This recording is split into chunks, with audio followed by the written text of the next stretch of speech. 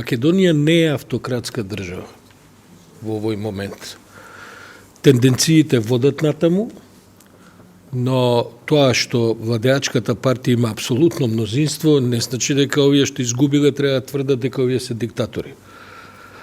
Опозицијата е во една голема криза, затоа можеме да зборуваме. Јас имам и не е битно, мислам, го гледаме квалитетот и на лидерството и на општо идеите и така натаму.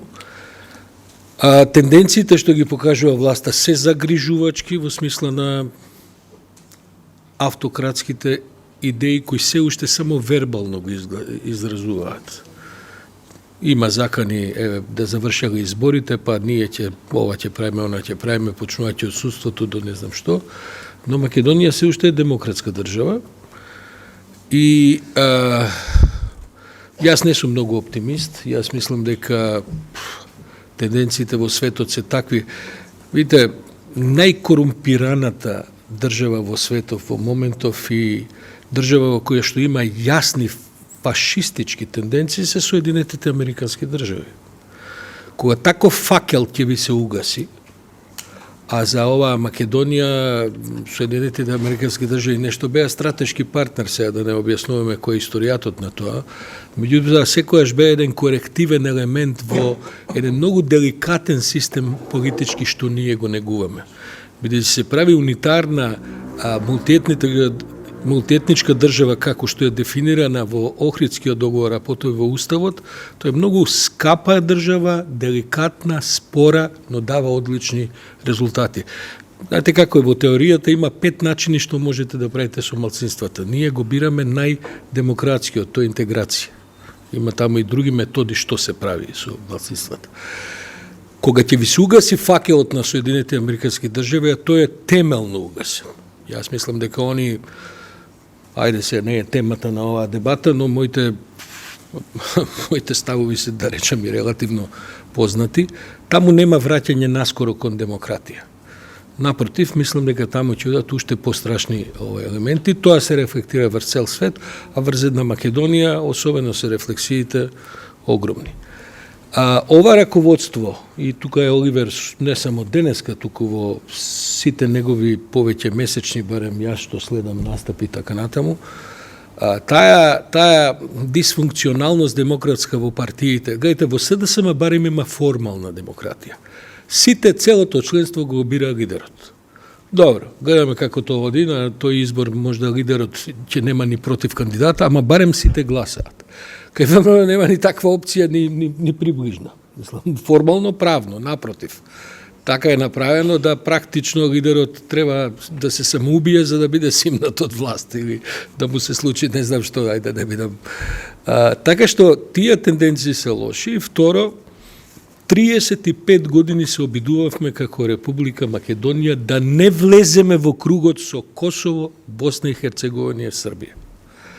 35 години дури секакви влади на подобар или на полош начин успеваат да останат вон тој круг и да го негуваат макар наративот за Европска унија, ако не и практичните потези, а знаеме дека и практични работи. Сега сме ние апсолутно дел од тој маневрски простор.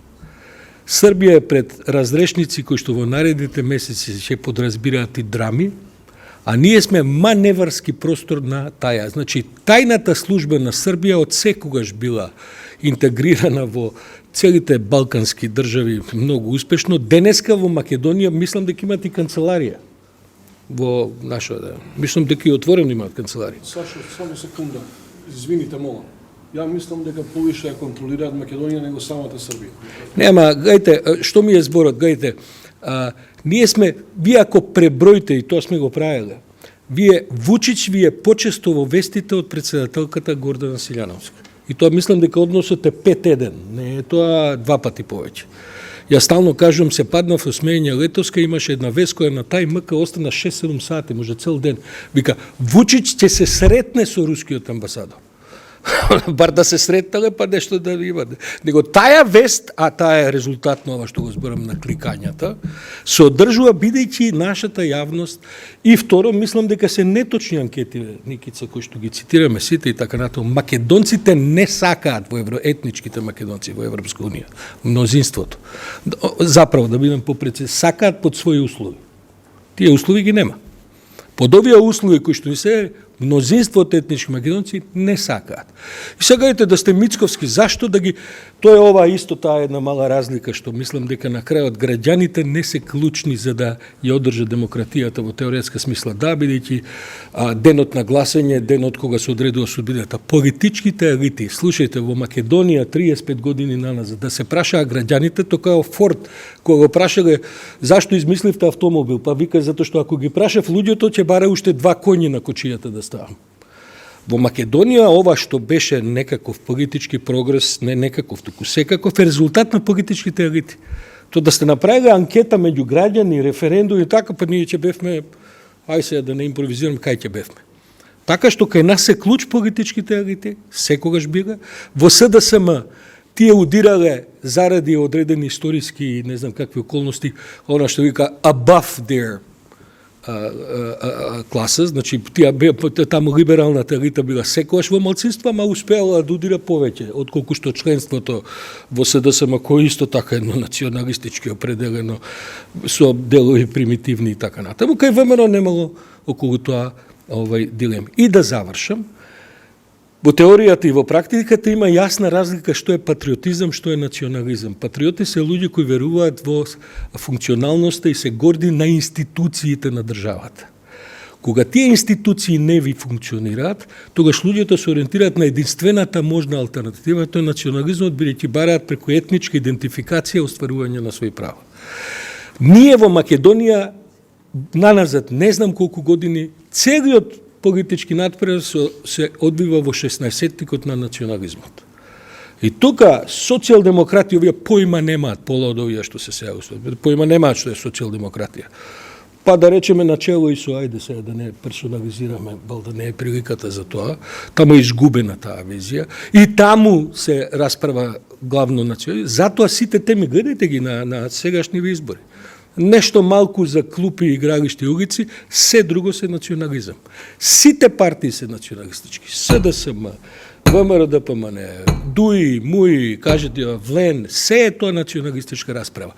Во таа расправа нема шанса за либерална демократија.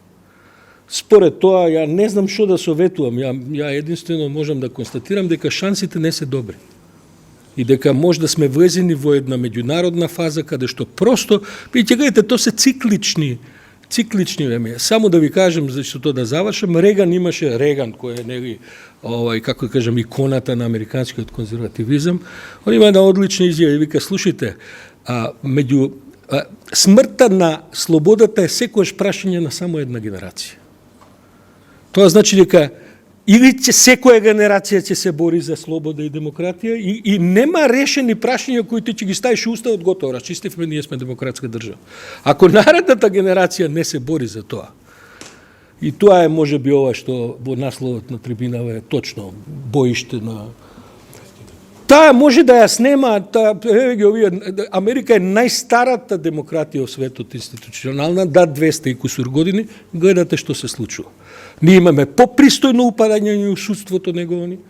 Корупцијата е неверојатна во Америка. Мислам дека светскава корупција заедно американците сами ја надфрлаат.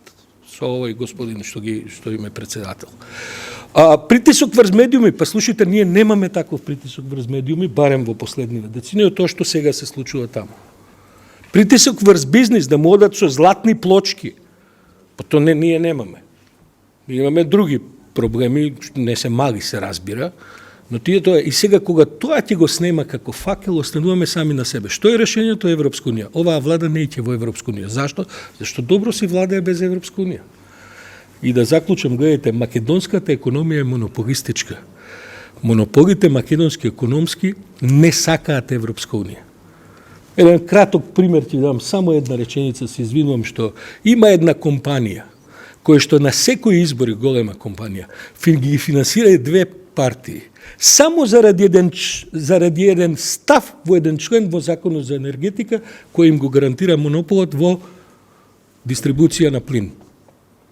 Значи, само тоа ги интересира. Дал ќе бил ВМРО, дал ќе бил СДСМ, дал ќе била Левица, овој став да не се менува. Зашто тоа им го носи милионскиот приходот. Така се поставя македонската економија.